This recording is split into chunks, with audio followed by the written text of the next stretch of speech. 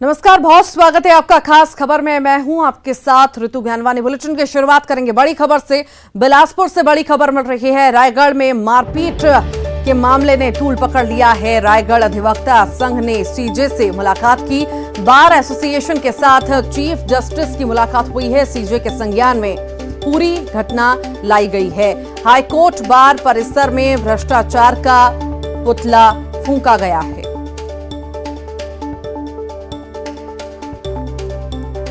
रायगढ़ मारपीट मामले में अब लगातार गर्माहट आती जा रही है। तूल पकड़ता जा रहा है ये मामला लगातार। और अब रायगढ़ अधिवक्ता संघ ने सीजे से मुलाकात की है। बार एसोसिएशन के चीफ जस्टिस से मुलाकात की गई है।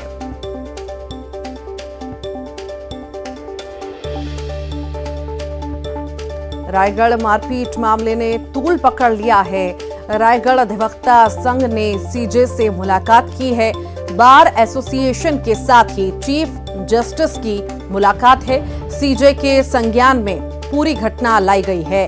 हाईकोर्ट बार परिसर में भ्रष्टाचार का पुतला भी फूंका गया है।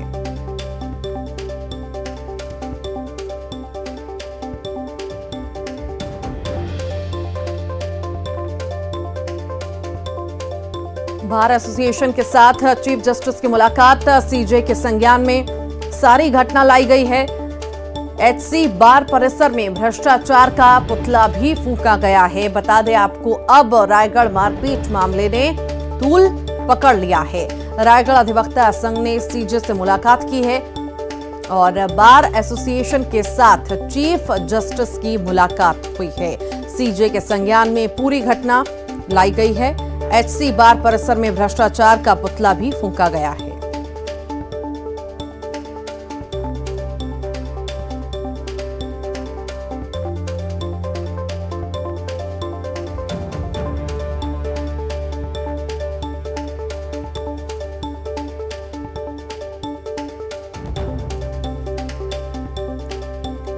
और इसी पर अधिक जानकारी के लिए पंकज हमारे साथ फोन लाइन पर जुड़ गए हैं। पंकज, मारपीट मामले ने अब तूल पकड़ लिया है। रायगढ़ के अधिवक्ता संघ ने सीजे से मुलाकात की है। क्या ज्यादा जानकारी इस मामले में मिल पा रही है?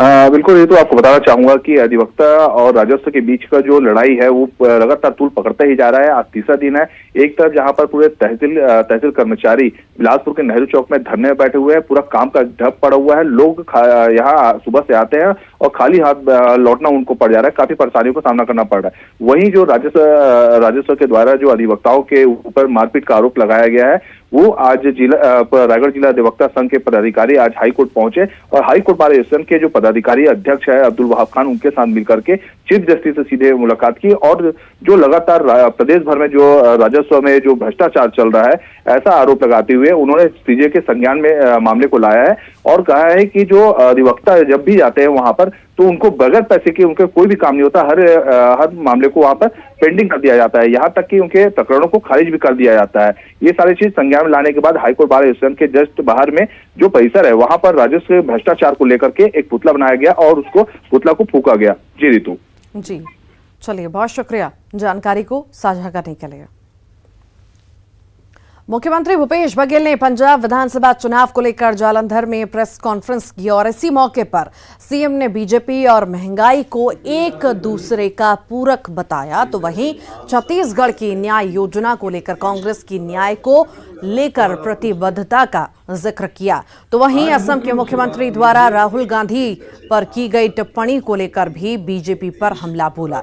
सीएम की पीसी में राष्ट्रीय सचिव विकास उपाध्याय, युवा नेता हार्दिक पटेल और एआईसीसी मीडिया विभाग से आनंद माधव भी मौजूद रहे। आज मुख्य रूप से बात यह है, तो आम जनता समझ चुकी है कि महंगाई और भारतीय जनता पार्टी के चोली दामन का संबंध है। महंगाई यदि कम करना है तो भारतीय जनता पार्टी को निपटाना होगा। राहुल गांधी जी लगातार कह रहे हैं कि न्याय होना चाहिए, देश के धन का सही वितरण होना चाहिए, आम जनता तक पहुंचे, गरीबों तक, किसानों तक, मजदूरों तक, छोटे व्यापारियों तक ये राशि पहुंचे। इसलिए उन्होंने न्याय की बात की। उत्तर प्रदेश के नदियों में कितने लाशें बही, आप तो लोकसभा में ये भी नहीं बता पाए कि किसान आंदोलन के दौरान कितने जवान शहीद हो गए। आपकी गिनती तक नहीं मालूम। और हमसे हमारे भूतपूर्व प्रधानमंत्रियों से जो स्वर्गवासी हो चुके उनसे सवाल आप पूछते हैं। बीजापुर में नक्सलियों के चंगुल से छूटे अगवा इंजीनियर और मजदूर कुटरू थाने पहुंचे, जहां उन्होंने मीडिया के सामने अपने पिछले 5 दिनों के अनुभव साझा किए और इसी मौके पर दोनों ने रिहाई के लिए न्यूज 18 का धन्यवाद दिया। इससे पहले दोनों को मेडिकल परीक्षण के लिए भेजा गया था।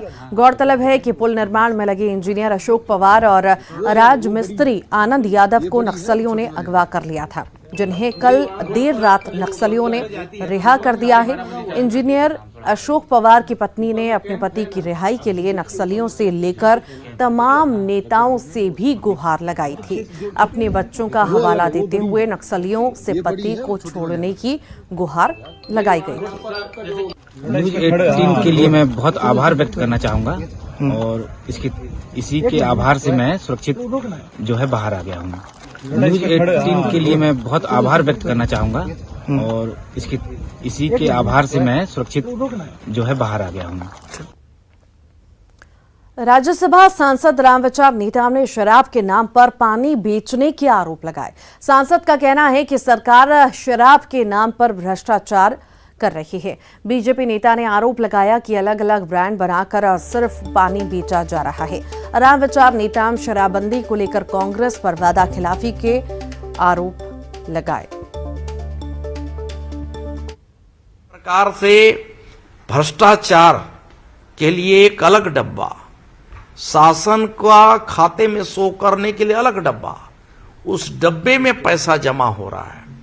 उसी प्रकार से वो जो स्तरहीन और क्वालिटी, इतना खराब क्वालिटी का पियक्कड़ लोग बताते हैं कि इतना खराब क्वालिटी है कि वो सब जो है कितनों पियो लेकिन उसका पिकअप ही नहीं लेता है।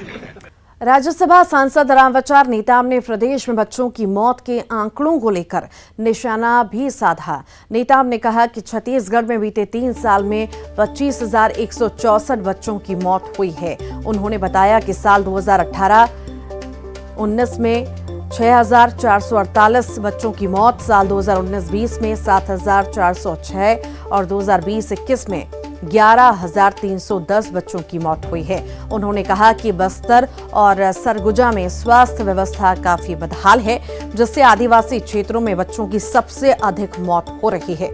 उन्होंने कहा कि केंद्र सरकार हर साल हजारों करोड़ रुपए की रकम राज्य सरकार को देती है, फिर भी राज्य सरकार को इन आदिवासियों की चिंता नहीं। उन्होंने राज्य सरकार से ऐसे मृतकों को मुआवजा देने की मांग की, तो वहीं मंत्री रविंद्र चौबे ने नेताम के आरोपों और आंकड़ों को सिरे से खारिज कर दिया है। कुल बच्चों की मौत 18-19 में 6,448, वहीं 18-19 में 7,406 इतने मौतें हुई हैं। वहीं 20-21 में 11,310। मित्रों, ये अपने आप में आंकड़ा, एक बार आंकड़ा फिर से बता दीजिएगा। मुझे लगता है कि रामविचार नेताम जी के सारे आरोप निराधार हैं। किसी पर्टिकुलर इलाके में कोई मौत के बारे में, अस्पतालों की कुव्यवस्था के बारे में, कुपोषण से हमारी लड़ाई के बारे में, आदरणीय मुख्यमंत्री जी के सुपोषण अभियान के बारे में यदि उनको कोई सुझाव देना है तो राजनीतिक जनप्रतिनिधियों के सुझाव का हम सम्मान करते हैं, लेकिन आरोप लगाने के लिए केवल आरोप लगाएंगे तो मैं समझता हूं ये सत्यता से एकदम परे है। ये 25,000 यूक्रेन में फंसे भारतीय छात्रों के परिजनों की चिंता बढ़ रही है। रूस और यूक्रेन के बीच युद्ध होने की खबर सुनकर परिवार के लोग काफी परेशान हैं। छत्तीसगढ़ के जो छात्र यूक्रेन पढ़ने गए हैं, उनके परिजनों में काफी टेंशन है। राज्य के बलरामपुर जिले के कुसमी के 2 छात्र शुभाशीष मिश्रा और रविकांत मैत्री यूक्रेन में MBBS की पढ़ाई कर रहे हैं। रूस और यूक्रेन के बीच युद्ध होने की खबर सुनकर उनके परिवार के लोग चिंता में हैं। दोनों छात्रों के परिजनों ने राज्य सरकार और केंद्र सरकार से सकुशल वापस घर लाने की मांग की है। आपको और आपके चैनल न्यूज़ 18 को मैं हृदय से धन्यवाद देता हूं कि हमारा जो संदेश है वो आप शासन और प्रशासन और भारत सरकार तक पहुंचाने का वो कर रहे हैं। तो हमारा निवेदन है आपके माध्यम से कि जितना जल्दी हो सके इस वो समस्या का समाधान करते हुए त्वरित माने कोई व्यवस्था किया जाए, ताकि युद्ध से पहले, हालात बिगड़ने से पहले हम अपने बच्चे को वतन वापस ला सकें। राज्य सरकार, केंद्र सरकार से हम रिक्वेस्ट करना चाहते हैं कि जितने बच्चे फंसे हुए हैं, इंडियन बच्चे, स्टूडेंट, MBBS जो कर रहे हैं, इंजीनियरिंग जो कर रहे हैं, उन लोगों को सुरक्षित यहाँ लाने का व्यवस्था करें। बहुत परेशान हूँ मेरे बेटा के लिए, कब आ जाए घर। इतना परेशान हूँ कि मैं रात दिन बहुत चिंतित रहती हूँ। मैं मोदी सरकार से अपील करती हूँ कि जल्द से जल्द भारतवासी को यहाँ भेज दे। न्यूज़ में सुन रहे हैं कि वहाँ का हालात बहुत ही बदतर हो चुका है, इसलिए हमारे सरकार से अनुरोध है कि उस बच्चे लोगों को सकुशल यहाँ भिजवाने के कष्ट करें।